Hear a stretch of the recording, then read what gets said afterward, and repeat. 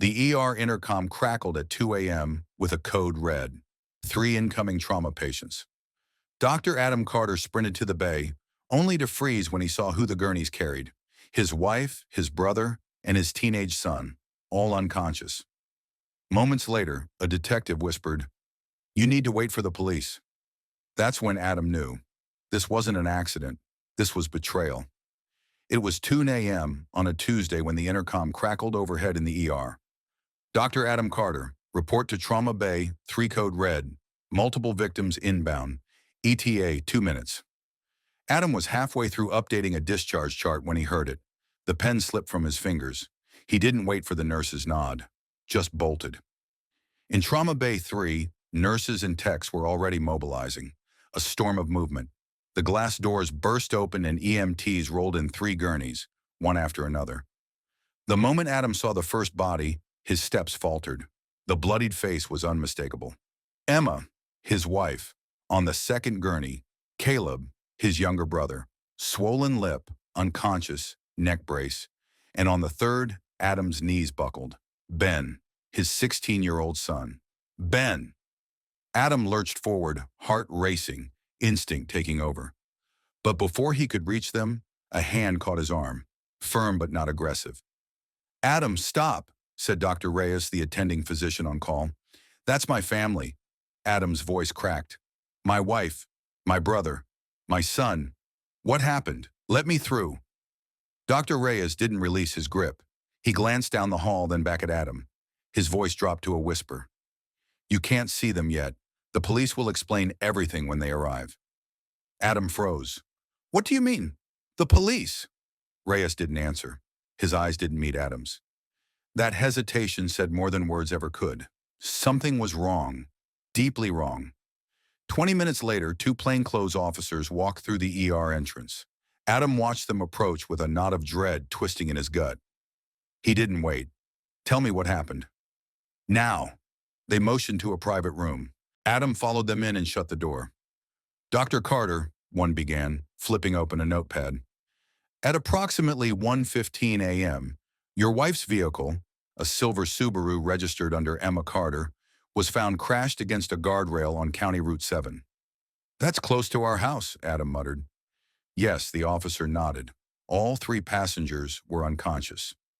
Emergency response reported no other vehicles involved. "Your son was in the back seat." Adam's hands balled into fists. "Who was driving?" The pause that followed was long enough to answer the question itself.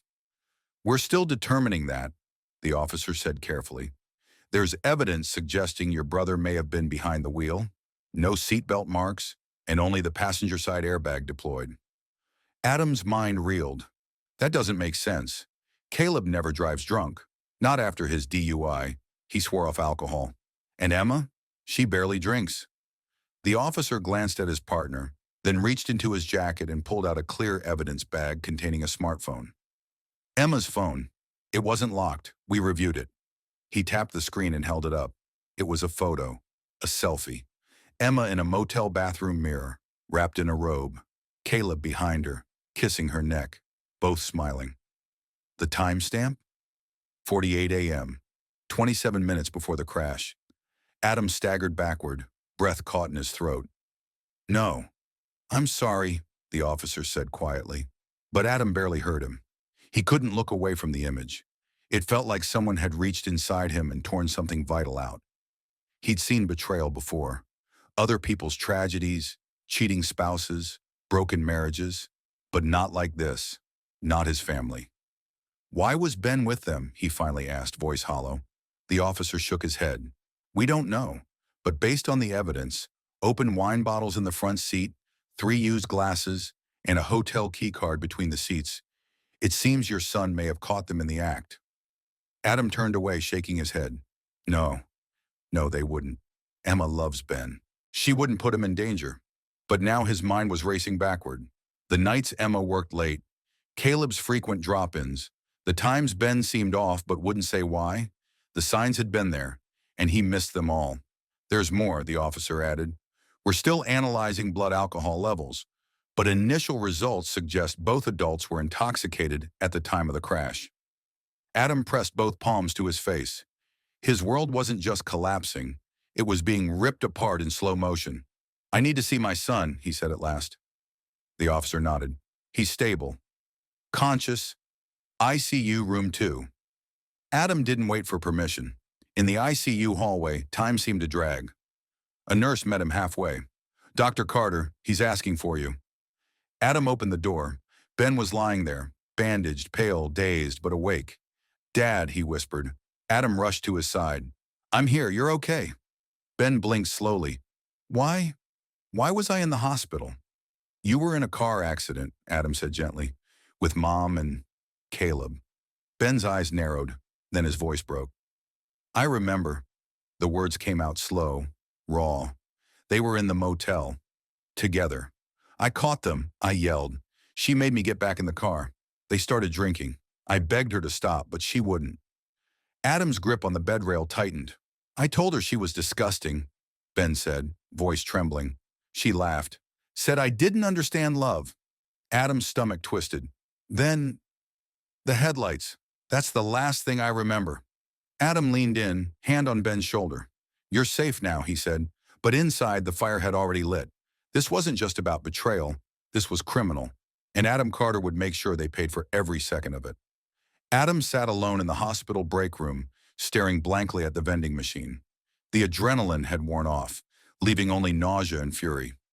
His son was stable, but emotionally shattered. His wife and brother were still sedated in the ICU. He hadn't looked in on either of them, and didn't plan to. He needed clarity, not apologies. The door opened quietly. Officer Daniels stepped inside, holding a folder and a USB drive. "We pulled the data from Emma's phone," he said.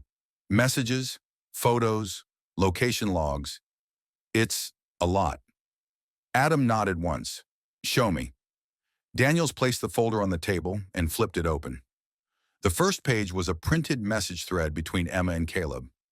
Dates going back nearly 6 months, the tone casual at first, then flirtatious, then explicit.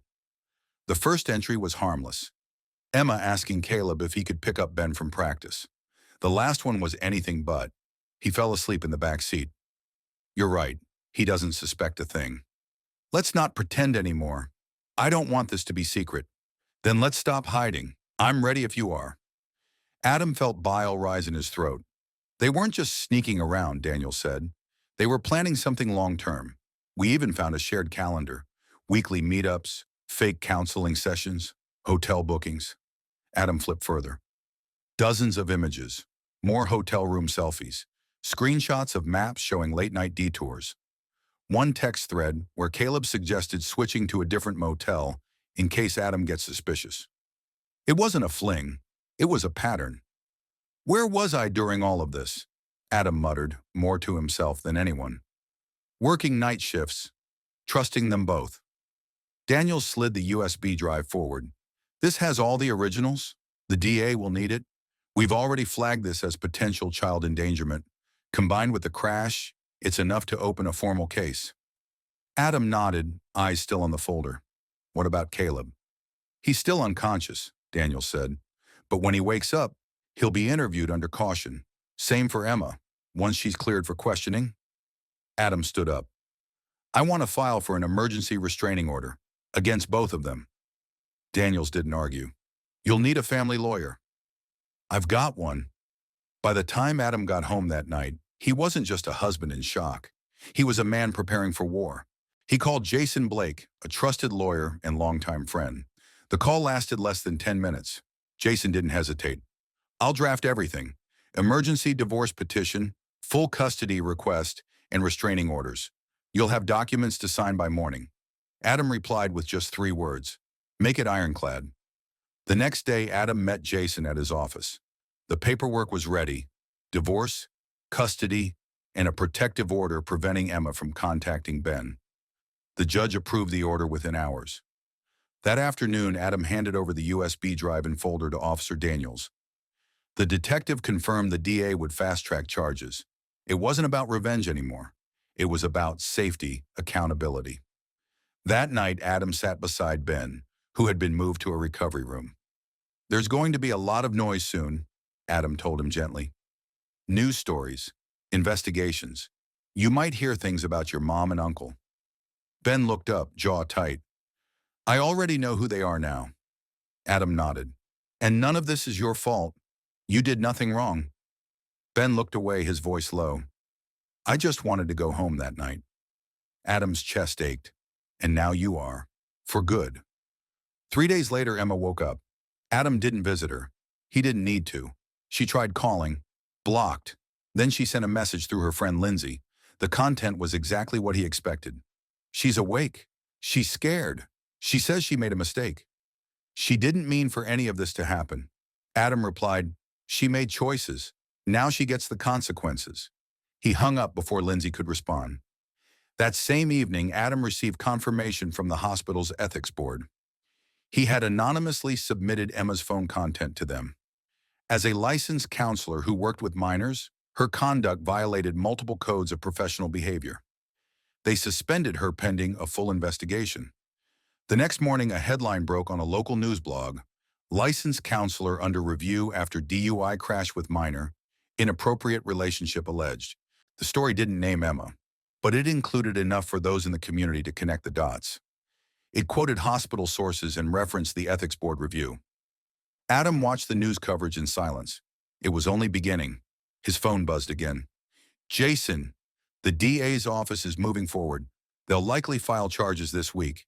DUI with a minor, child endangerment, and reckless conduct. Once they review Ben's testimony, it could escalate. Adam didn't ask what that meant.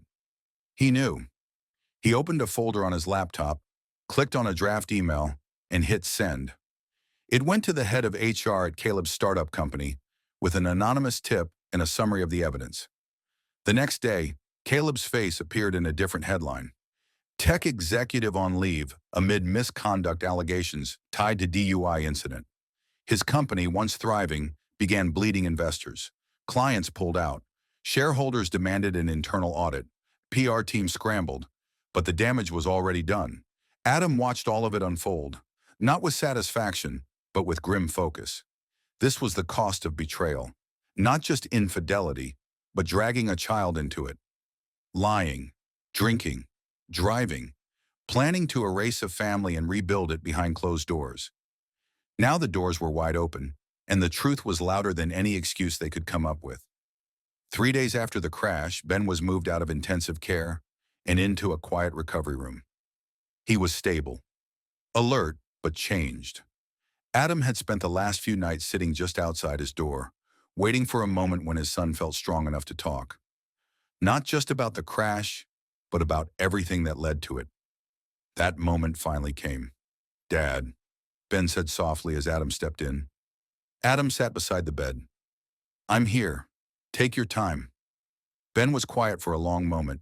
Then he began. Mom said we were picking something up at Uncle Caleb's, he said. That's why we were out so late. I didn't question it. I thought maybe it was a surprise for your birthday or something. She told me to stay in the car. Said she wouldn't be long.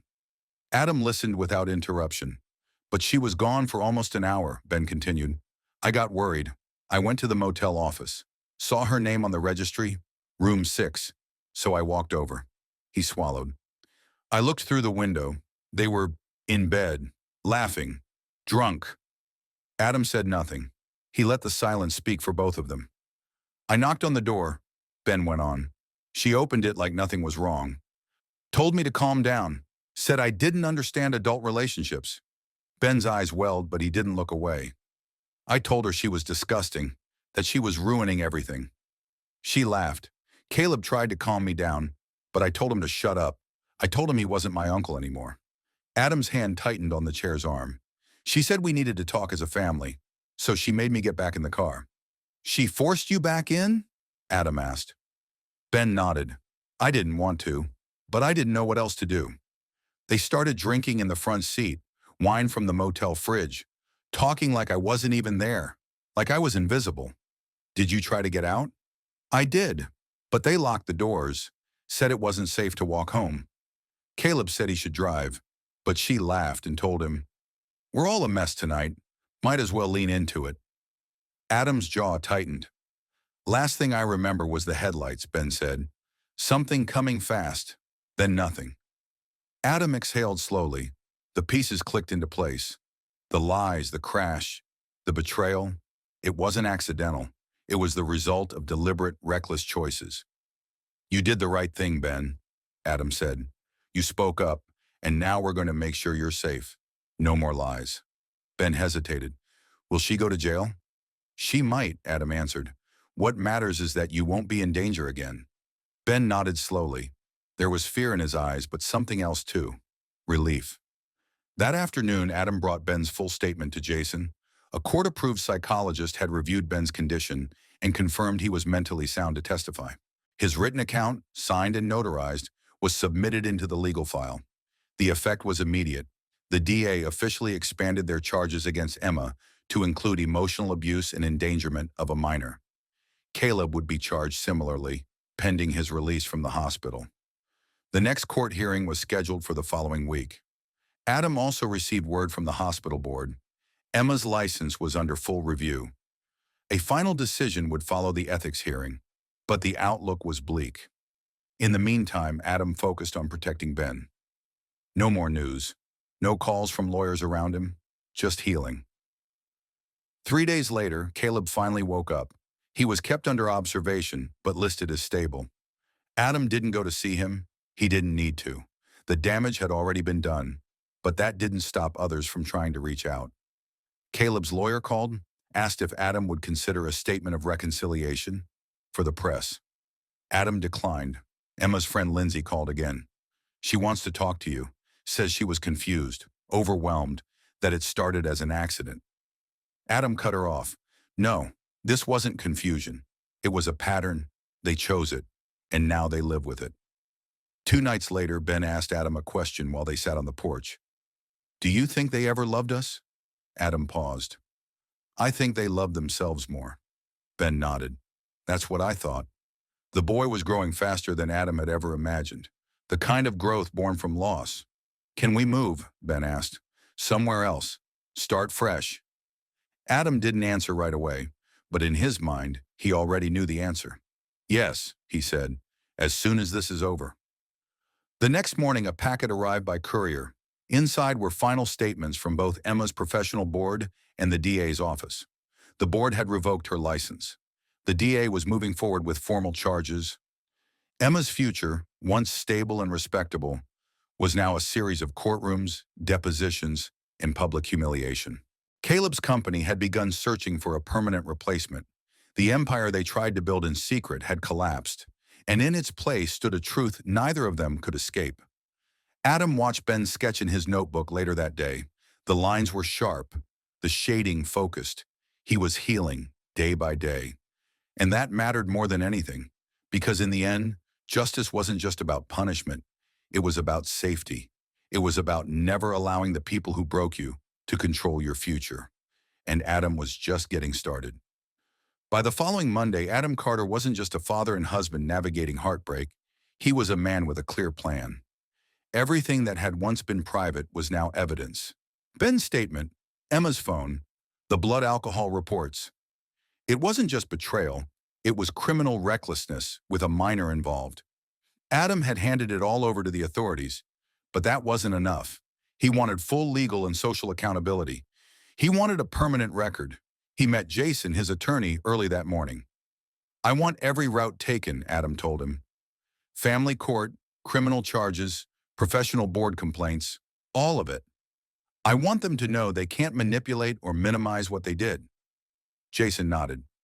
"We're not going to just react, we're going to lead." By noon, they filed a motion for emergency custody and a full restraining order, renewing the temporary orders already in place. Jason also reached out to a media contact with carefully redacted documents. The goal wasn't fame, it was protection. Public attention created pressure, and pressure ensured follow-through. 2 days later, the headlines exploded.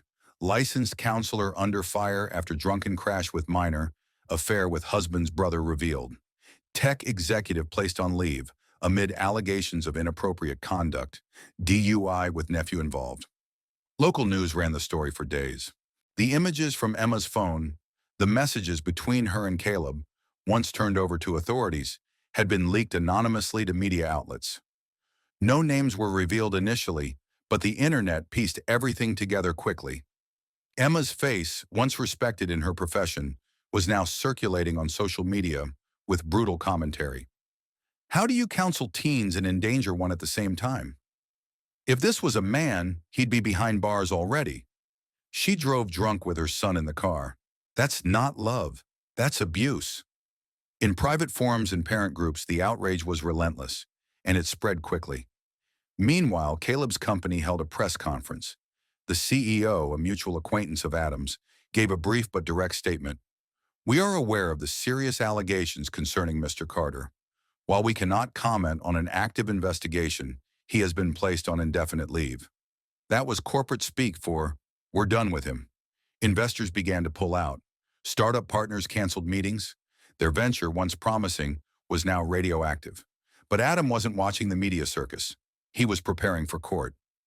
The first hearing combined several motions: divorce proceedings, custody, restraining orders, and a review of criminal filings. Emma showed up with her lawyer. Her face was pale, movements shaky. Caleb wasn't present, still in recovery, but Adam barely registered her. He was focused on the judge, the facts, and the outcome. When asked to present his case, Adam didn't speak emotionally. He handed over documentation, a hard drive with all photos and messages extracted from Emma's phone, a written signed statement from Ben, backed by a psychologist's confirmation of mental fitness, a list of corroborating witnesses, including a motel clerk, a nurse who overheard Emma post-crash, and a colleague of Emma's who admitted she once confided in her about loving someone she shouldn't. Blood test results from the night of the crash showing both Emma and Caleb were intoxicated. He didn't make speeches. He didn't ask for sympathy. He let the evidence do the talking. The judge, reviewing each file in silence, finally looked up. Temporary sole custody is awarded to the father. A full restraining order against Mrs. Carter is extended. Emergency child endangerment review will proceed to criminal court. Emma didn't cry. She cracked. Her hand trembled as she tried to collect her papers. Her shoulders sagged. She turned slightly, as if hoping someone in the courtroom would rescue her from the reality she created. But no one moved, not even her lawyer. Adam stood, gently placed a hand on Ben's shoulder, and turned to leave. As they passed, Emma whispered, "I lost everything, didn't I?" Adam didn't even look at her. "No," he said, "you threw it away." In the weeks that followed, the consequences only deepened. Emma's license was officially revoked. The board issued a final decision: gross ethical misconduct, violation of patient trust protocols, and behavior incompatible with her profession. Her name was removed from the National Registry. She would never practice counseling again. Caleb, facing mounting public backlash and legal scrutiny, sold his shares in the company and disappeared. He relocated to another state under the radar, but not before signing documents confirming he would have no contact with Ben, nor contest any civil liability. No one in the family defended him. No one reached out, not after what surfaced. The betrayal wasn't just personal, it was reputational. One quiet Saturday, Adam received a call from an unknown number. He answered on instinct. It was Emma. Her voice was low, hoarse, almost unrecognizable. "I didn't expect you to answer." He said nothing. I wanted to explain." He waited. "Caleb made me feel wanted. It wasn't about hurting you. I felt trapped, bored, like I was drowning. He made it stop." Adam replied sharply. "While I worked nights, while you drove drunk with our son in the back seat." She didn't deny it. "I lost everything, Adam, because you destroyed it." There was a pause, then a whisper. "Do you think one day you could forgive me?" Adam didn't hesitate. "Forgiveness isn't mine to give. It belongs to Ben, and you put him in a position no child should ever face." She started to sob. He didn't flinch. "Goodbye, Emma." And he ended the call. That night, Adam sat beside Ben on the porch. They didn't talk about court or scandals. They talked about plans, moving, school, what kind of neighborhood they wanted. Ben asked quietly, "Are we free now?" Adam looked out into the distance and nodded. "Yeah, we are." Because justice wasn't just served in courtrooms. It was in every choice they made now, together without lies, without fear. 3 months had passed since the court ruling. The dust hadn't just settled, it had buried everything that once was. Caleb had sold off the last of his company shares and disappeared from public view. A quiet move, out of state, no press release, no statement. His reputation was scorched, his career unrecoverable. The industry he once thrived in now avoided his name entirely. Former colleagues distanced themselves. No one defended him. Emma's downfall was even more public. After her license was officially revoked, she attempted to appeal the board's decision. The answer was swift and unanimous: denial. The evidence was overwhelming. Texts, photos, the confirmed presence of a minor during an illegal act. No legal loophole, no character witness could undo that. Her name had been scrubbed from counseling registries. News outlets no longer chased her story. It had become old news, but not forgotten. The internet never forgets. Every time her name was searched, the same headlines reappeared. Every job interview, every apartment rental, every future plan would carry the same stain. She wasn't just disgraced, she was untrusted. And Adam? He moved forward. Life didn't go back to what it was before. It couldn't, but it built into something new, something real. He and Ben relocated to a quieter suburb outside Austin. A fresh start. New school, new neighbors, no reminders of betrayal lurking in familiar places, no awkward glances from former friends, no whispers at the grocery store, just distance, just peace. Ben adjusted faster than Adam expected. He joined an art club, started running track. His grades improved. He smiled more. Laughed again. He wasn't fixed. No one is after trauma, but he was safe, and safe children recover. Every week Adam met with a counselor, not Emma's replacement, but a real therapist unaffiliated with the past. He didn't go to unpack guilt. He had none. He went to stay grounded, focused. One rainy afternoon, Adam's phone rang, another unknown number. He hesitated before answering. It was Emma. Her voice was thinner this time, almost fading. "I'm not calling to argue," she said. "I just wanted closure, maybe." Adam said nothing. "I thought maybe you could hear me out." He didn't interrupt. "I know what I did. I know how it looked. How it was," she said. "I ruined everything. But the truth is, I was broken before Caleb. I just didn't know how to admit it." "You could have asked for help," Adam said calmly. "Instead, you endangered our son. That's not broken. That's reckless." "I know," she whispered. "I know." She paused, then asked the question he knew was coming. "Do you think one day Ben will forgive me?" Adam closed his eyes for a moment, then answered. "Forgiveness isn't guaranteed. It's not something you ask for. It's something you earn. He doesn't owe you healing. He owes himself peace." Emma didn't reply. "I don't hate you," Adam added, "but I will never let you near him again. Not until he chooses it, if he ever does." "I understand," she said quietly. He waited for more, but nothing came. "Goodbye, Emma." He ended the call, and that was the last time he heard her voice. Months later, the final criminal court date arrived. Emma pled guilty to reckless endangerment and DUI with a minor.